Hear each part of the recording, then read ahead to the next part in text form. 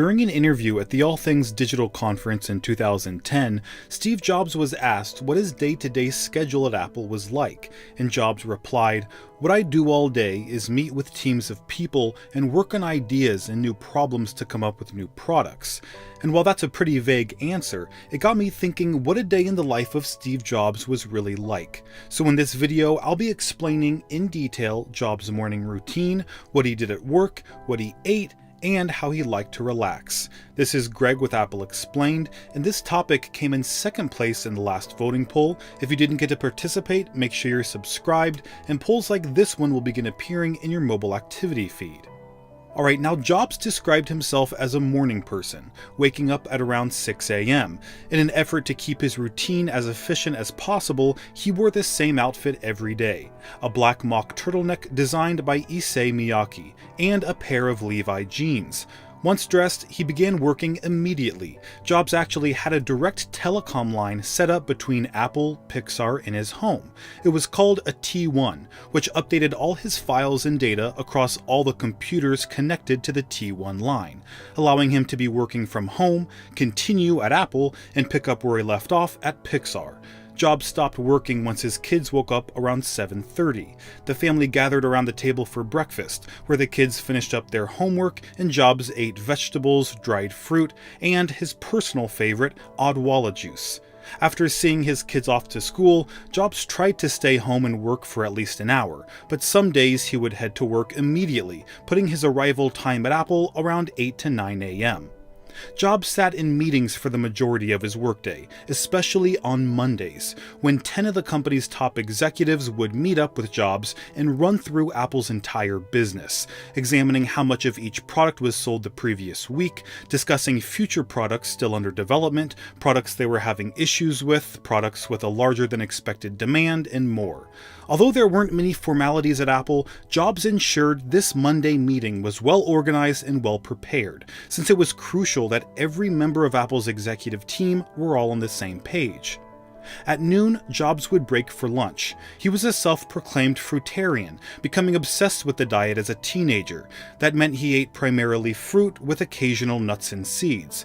If that doesn't sound extreme enough, Jobs took things even further by eating just one food in particular, like apples or carrots, for weeks at a time. This is actually part of the reason why Jobs chose the name Apple for his computer company.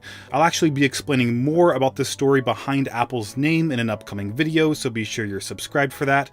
But after his pancreatic cancer diagnosis in 2003, he decided to expand his diet beyond fruit to foods higher in protein like fish and eggs, thereby transitioning from a fruitarian to a pescatarian.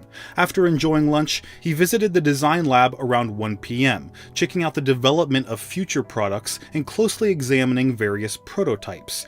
In many ways, Jobs served as a one-man focus group, judging for himself if a product felt right in the hand or delivered a satisfactory user experience, allowing his intuition influence over important decisions. And many of these decisions were made in the design studio, where Jobs spent about 2 to 3 hours every day. Afterward, he would focus on communications inside and outside the company, reading through hundreds of customer emails, making phone calls, and going on walks with Apple managers and executives. If there is an upcoming presentation, Jobs would also spend this time rehearsing and running through his slide deck. His workday ended around 5 p.m., when he would drive back home and sit down to dinner with his family, which often included raw vegetables from the family garden, and even an after-dinner tea brewed with homegrown herbs. Jobs would indulge in a glass of wine from time to time, but otherwise avoided alcohol altogether. After dinner around 6:30, Jobs and Lorraine, his wife, would take a walk around their neighborhood in Palo Alto. The two would often be spotted carrying a bottle of Smart Water, Jobs' personal favorite. When it came to winding down at the end of the day, Jobs often meditated, listened to music, or read a book. Despite being worth over $10 billion, Jobs led a relatively simple life. He didn't have any mega mansions with sprawling estates or supercars crowding up his driveway. He just worked at Apple, spent time with his family, and often used his spare time for self-reflection, which is strikingly similar to a lifestyle he once considered as a young man, that is, becoming a monk and living in a monastery.